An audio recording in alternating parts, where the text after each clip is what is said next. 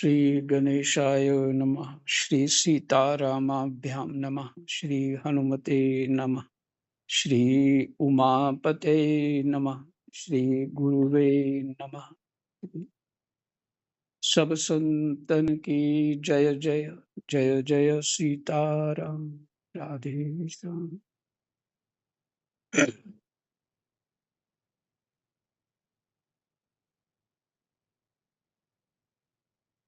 नौवां स्कंद 21वां अध्याय चल रहा है, जिसमें भरत वंश का वर्णन हो रहा है।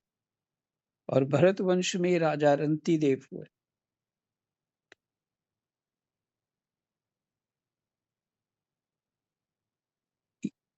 ये जो रंती देव का जीवन चरित्र है, ये आश्चर्यमय है।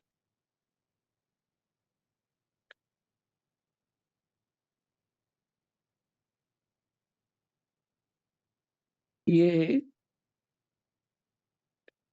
शास्त्र शास्त्र के सभी साधनों को एक साथ घटा दिया। कर्म योग, भक्ति योग, ज्ञान योग, सब एक साथ घटा दिया।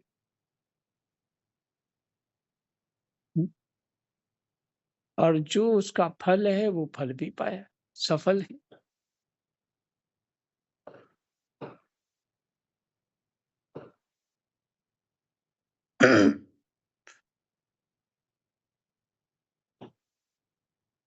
तो महाराज करंती देव का जो प्रसंग है, वो छोड़ने का मन नहीं कर रहा।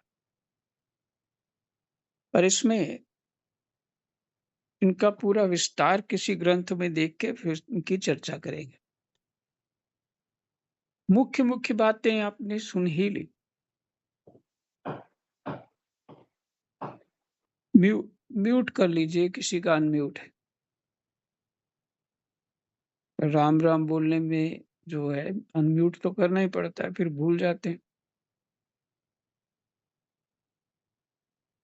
तो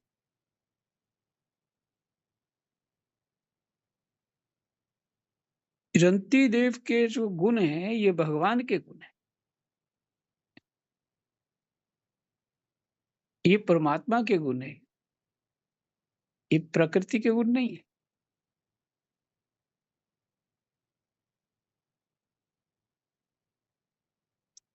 तो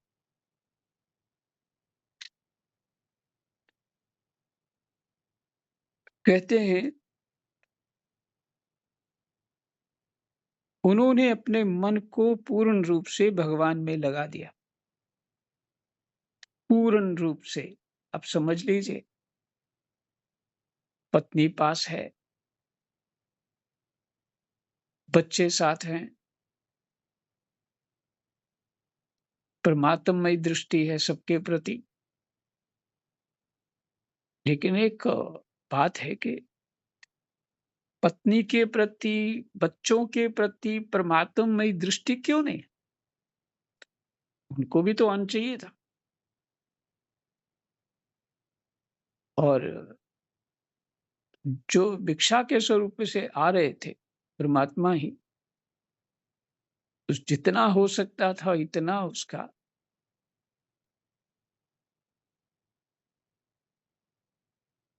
परीक्षा ली, इतना कठोरता करी। लेकिन उस कठोरता में सहन करने का बल भी भगवान नहीं दिया, वैसी मति भी भगवान नहीं दी, वैसा भाव ज्ञान भी भगवान ने दिया। हम्म? बल बुद्धि विद्या देहु मोहि हरहु कलेश विकार। और स्वयं उनको दृढ़ करने के लिए प्रतिकूल हो करके कृपा भी करी।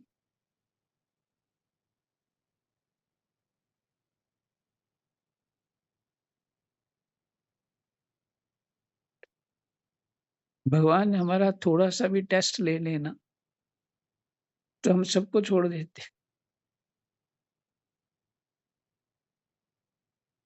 आप समझ सकते हैं, मुझे ज्यादा बोलने की आवश्यकता नहीं।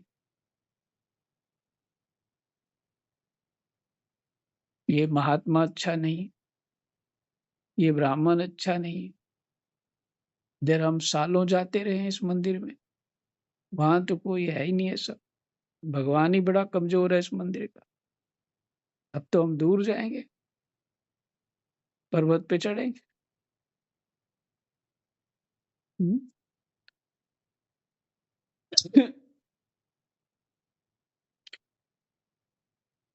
तो देखिए, जब धर्म समझ में आता है, तब कर्तव्य भी ठीक से हो पाता है। धर्म बिनु सतसंग विवेक न होई, राम कृपा बिनु सुलभ न सोई। जीव प्रार्थना तो करे परमात्मा से, हे प्रभु मैं अंधकार में हूँ, बल बुद्धि विद्या देहु मोहि, हरहु कलेश विकार।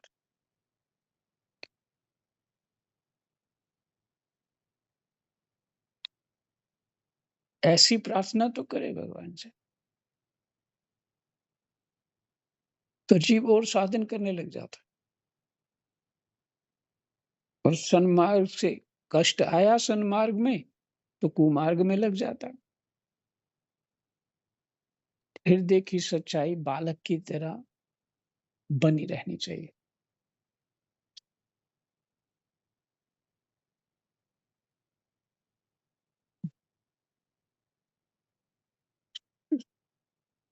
दोष हमेशा अपने ही देखने चाहिए, दूसरों के नहीं। दूसरों के दोष देखने से हम मलिन हो जाएँगे। वही गुण, वही दोष हमारे में आ जाए, और अपने देखेंगे तो हम उज्ज्वल, प्रसन्न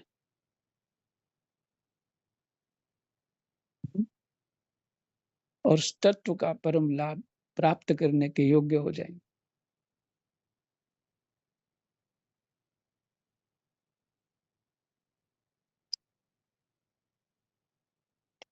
ये राजऋषि जो रंती देव हैं,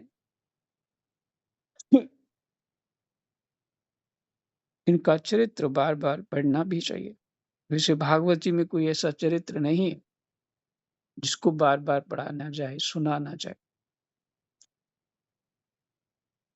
सार गर्भित बात है। हम कहाँ खड़े हैं, तो पता ही नहीं होता कि हम जीवन में कर क्या रहे हैं। हुँ?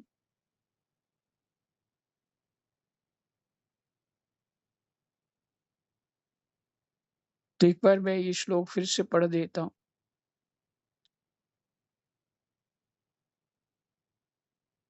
परीक्षा पूरी हो जाने पर अपने भक्तों की अभिलाषा,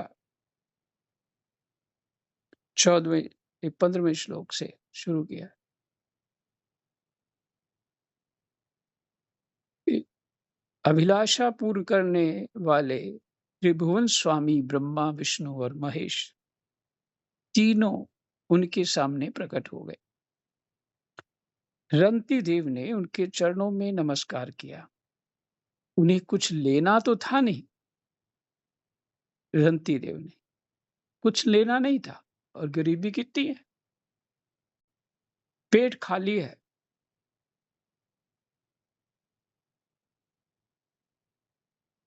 हुँ?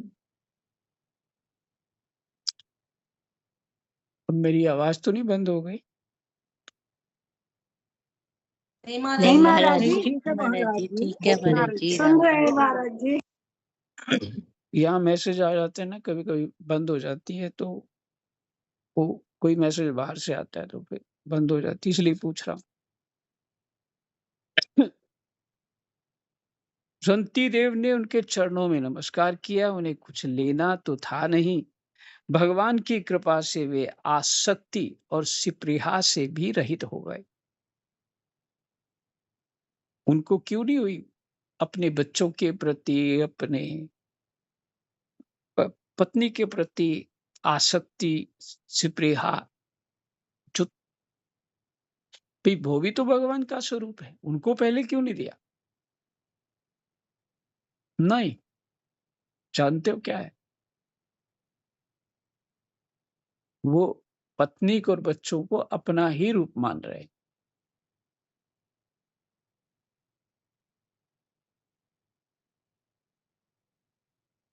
कि तुम मेरे से अलग नहीं हो।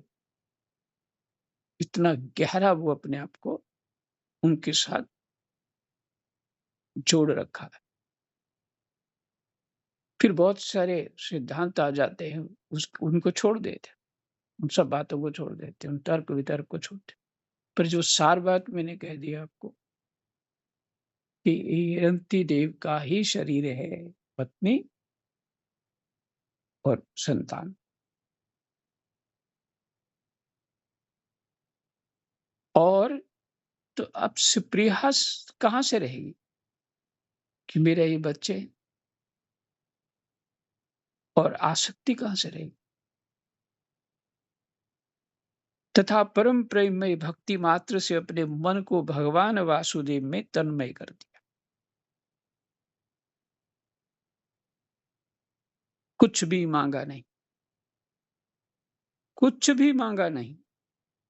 परीक्षित, उन्हें भगवान के सिवा और किसी भी वस्तु की इच्छा तो थी नहीं।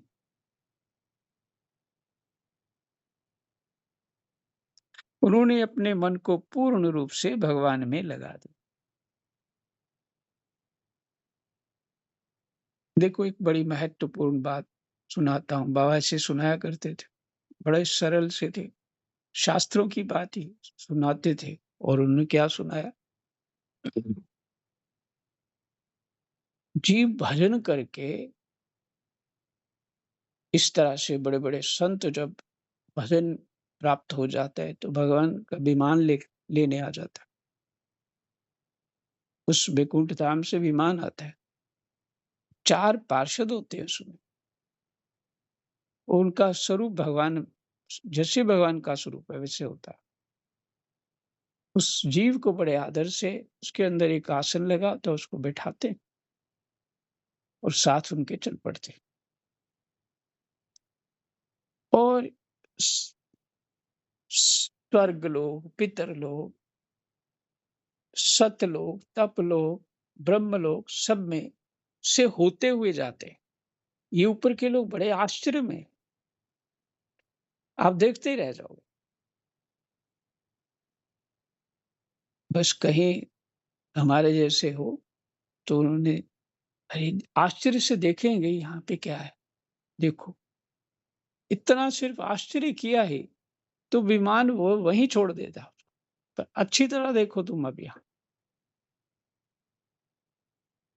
किसी लोक में भी थोड़ा भी आश्चर्य किया तो, या देखने की इच्छा हो गई तो विमान वहीं छोड़ देता है, पता भी नहीं लगता उनको, चला जाता है विमान कि तुम पहले अभी ये देख लो।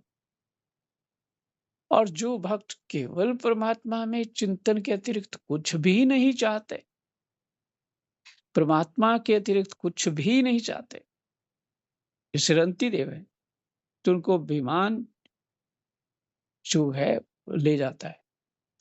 लेकिन इन सब जगहों से जाता है, इन सब जगहों से जाता है उसका।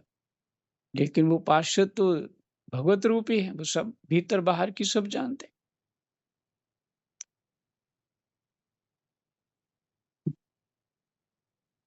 भगवान से तो कोई चोरी चकारी चल नहीं सकती ना, वो तो एकदम शुद्ध लेता है।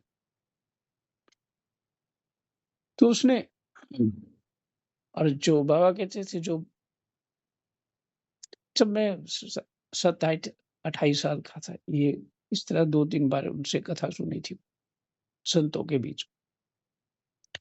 तो उन्होंने बताया फिर, तो परमात्मा के अतिरिक्त कुछ और आश्चर्य करें हम, तो भगवान नहीं मिलेंगे भाई। इसलिए रंती देव उस भगवान के स्वरूप में तन्मय हो गए। वो तो इतना कष्ट सह के जीव परमात्मा का भजन करता।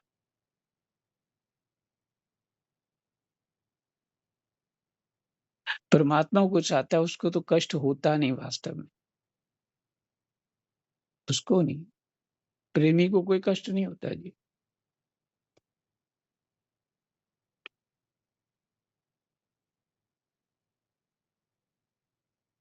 इसलिए त्रिगुणमयी माया जागने पर स्वप्न दृश्य के समान नष्ट हो गई। ये त्रिगुणमयी माया जो सृष्टि है,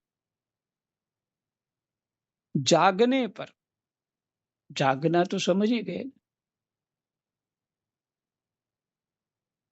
एक सतगुरु मेरा जागदा, बाकी जग सब सुता पिया। गुरुवाणी का शायद तुक है।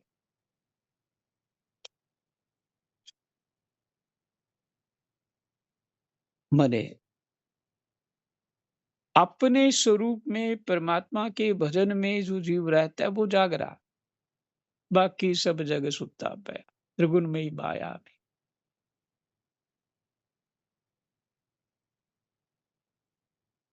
और वो स्वप्न के समान नष्ट होगी, जागने पर तो स्वप्न नष्ट ही हो जाता है। अरंती देव के अनुयायी भी उनके संग के प्रभाव से योगी हो गए और सब भगवान के ही आश्रित परम भक्त बन गए। भगवान ही भगवान के ही आश्रित परम भक्त बन गए।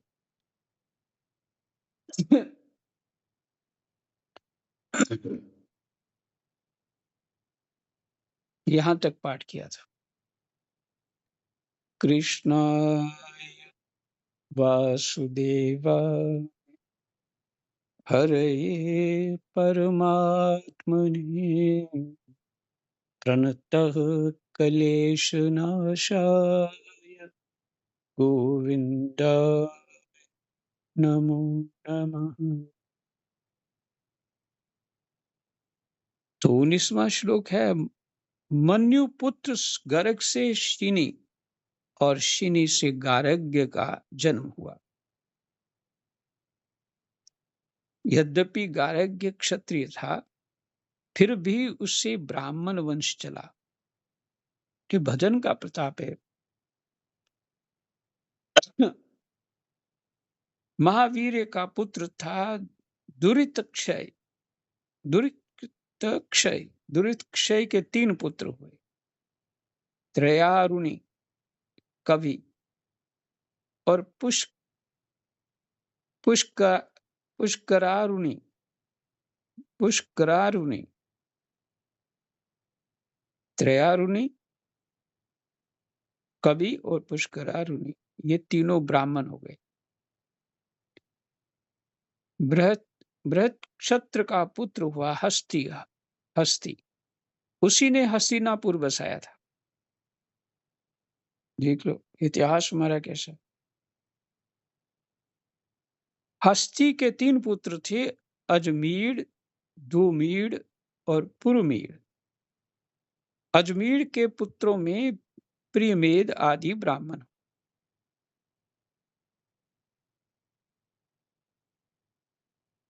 तो विचार करिए, शास्त्रों के पढ़ेंगे ना तो अपना पूरा पूरा पितरों तक सब मिल जाएगा। इस तो परिचय, भूगोल भूगोल सभी।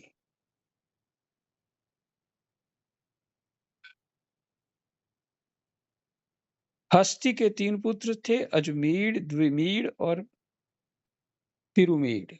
अजमीर के पुत्रों में प्रियमेद आदि ब्राह्मण हुए। इन्हीं अजमीर के एक पुत्र का नाम था बृहदिषु। बृहदिषु का पुत्र हुआ बृहदनु। बृहदनु का बृहत्काय। बृहत्काय का जयद्रथ। जयद्रथ जयद्रथ जयद्रथ का पुत्र हुआ विशद और विशद का सेनजित। सेनजित के 4 पुत्र हुए, रुचिराश्व, दृढ़हनु, काश्य और वत्स। रुचिराश्व का पुत्र पार था, उसका नाम था पार। और पार का पृथुसेन। पार के दूसरे पुत्र का नाम नीप था। उसके 100 पुत्र थे।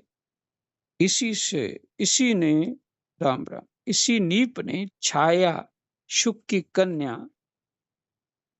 पृथ्वी से विवाह किया। तो यहाँ नीचे थोड़ा वो ग्रंथ के नीचे जो टिप्पणी होती है वो लिखी है, श्री सुखदेव जी असंग थे। श्री सुखदेव जी असंग थे,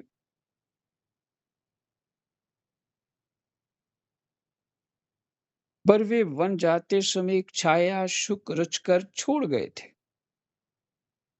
उस छाया शुक ने ही ग्रस्तोचित व्यवहार किए थे। पृथ्वी से विवाह किया था किसने? छाया शुक ने। उससे ब्रह्मदत्त नामक पुत्र उत्पन्न हुआ। ब्रह्मदत्त बड़ा योगी था। उसने अपनी पत्नी सरस्वती के गर्भ से विश्वक्सेन नामक पुत्र उत्पन्न किया। इसी विश्वक्सेन ने जैगीषव्य के उपदेश से योग शास्त्र की रचना की। विश्वक्सेन का पुत्र था उदकस्वन, उदकस्वन का भल्लाद। ये सब बृहदिषु के वंशज हुए। द्विमीड का पुत्र था जविनर, जविनर का कृतिमान, कृतिमान का सत्यधृति, सत्यधृति का दृढ़नेमी और दृढ़नेमी का पुत्र सुपार्श्व हुआ। सुपार्श्व से सुमति, सुमति से सन्नतिमान और सन्नतिमान से कृति का जन्म हुआ। उसने हिरण्याभ से योग विद्या प्राप्त की थी। प्राच्यसाम नामक ऋचाओं की जे संहिताएं कही थीं। ये वेद की ऋचाएं हैं। प्राच्यसाम, साम होता है गान। 6 संहिताएं कही थीं। कृति का पुत्र नीप था, नीप का उग्रायुध, उग्रायुध का क्षेम्य, क्षेम्य का सुवीर और सुवीर का पुत्र था रिपुंजय। रिपुंजय का पुत्र था बहुरथ। धूमीड़ के भाई पुरमीड़ को कोई संतान न हुई। अजमीड़ की दूसरी पत्नी का नाम था नलिनी। उसके गर्भ से नीर का जन्म हुआ। नीर का शांति, शांति का सुशांति, सुशांति का पुरुष, पुरुष का अर्क और अर्क का पुत्र हुआ भम्यार, भम्यार, भमर्या, भमर्याश्व, भमर्याश्व। भमर्याश्व के 5 पुत्र थे, मुदगल, यविनर, बृहदिषु, काम्पिल्य और संजय। भमर्याश्व ने कहा, ये मेरे पुत्र 5 देशों का शासन करने में समर्थ पंच अलम हैं। समर्थ मैंने पंच अलम, इसलिए ये पंचाल नाम से प्रसिद्ध हुए। इनमें से मुदगल से मौदगल्य नामक ब्राह्मण गोत्र की प्रवृत्ति हुई। भमर्याश्व के पुत्र मुदगल से यमज जुड़वा संतान हुई। उनमें पुत्र का नाम था दिवोदास और कन्या का अहल्या। अहल्या का विवाह महर्षि गौतम से हुआ। गौतम के पुत्र हुए शतानंद। शतानंद का पुत्र सत्यधृति था। वह धनुर्विद्या में अत्यंत निपुण था। सत्यधृति के पुत्र का नाम था शरद्वान। एक दिन उर्वशी को देखने से शरद्वान का वीर्य मूंज के झाड़ पर गिर पड़ा। उससे एक शुभ लक्षण वाले पुत्र और पुत्री का जन्म हुआ।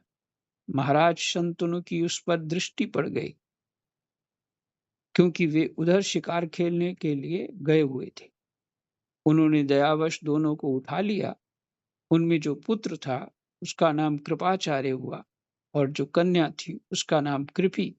यही कृपि द्रोणाचार्य की पत्नी हुई।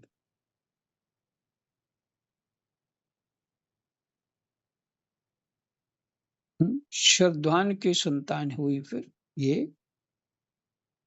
कृपाचार्य और कृपि। यही विश्राम करते हैं। यह अध्याय पूरा हो गया। कृष्णाय वासुदेवा